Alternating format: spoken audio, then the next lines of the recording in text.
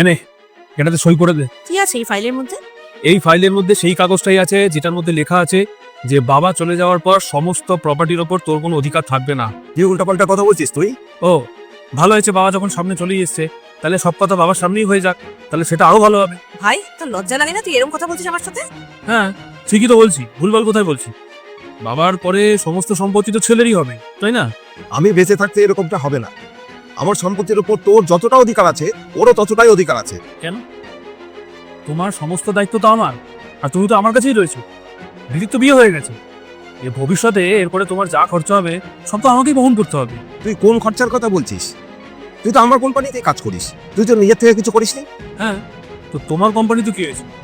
তোমার কোম্পানি তো এরপরে আমারই হবে, আমাকেই তো সবকিছু সামলাতে হবে। দিদির তো বিয়ে হয়ে গেছে, ও তো আর আসবে না এইসব দেখার জন্য। ভবিষ্যতে যা হওয়ার, খারাপ হোক ভালো হোক যা হবে সব তো আমাকেই দেখতে হবে, আমাকেই সামলাতে হবে। টাকা পয়সার জন্য যে তুই এত নিচে আনতে পারিস তা আমি স্বপ্নেও ভাবিনি। বাবা তুমি তো এইসবের মাঝখানে কিছু বলোই না, আর তাছাড়া না এটা আমার আর দিদির ব্যাপার, আমাদের দুজনকে এটা ঠিক করে নিতে দাও। আমি একবার না হাজারবার বলবো। আর শোন মামুন, এই কাগজপত্রে তুই কোনো রকম সই করবি না। কেন? তুমি কিন্তু এবার বেশি বাড়াবাড়ি করছো বাবা। আর শোন, তোকে আমি বলে দিচ্ছি, তুই যদি এই কাগজপত্রে সই না করিস তাহলে কিন্তু আমি বলে দিলাম তোমাদের দুজনকে এই বাড়ি ছেড়ে আমি বেরিয়ে যাবো। আর তোমাকে আরেকটা কথাও বলে দিচ্ছি, আমি যখন থাকবো না তখন তোমার খেয়াল কে রাখবে? চলে যাও তখন দিদির কাছে, দিদি তোমার খেয়াল রাখবে।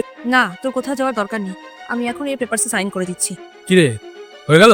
যেই দায়িত্বের কথা আসলো অমনি সই করে দিচ্ছি, তাই না? বল। না, দায়িত্ব এড়িয়ে যাচ্ছি না। আমি চাইলে সারা জীবনই বাবার খেয়াল রাখতে পারি, কিন্তু আমি জানি বাবা আমার সাথে যাবেও না, বাবা আমার বাড়িতে থাকবেও না। তাই এই পেপারটাতে আমি এখনই সাইন করে দিচ্ছি।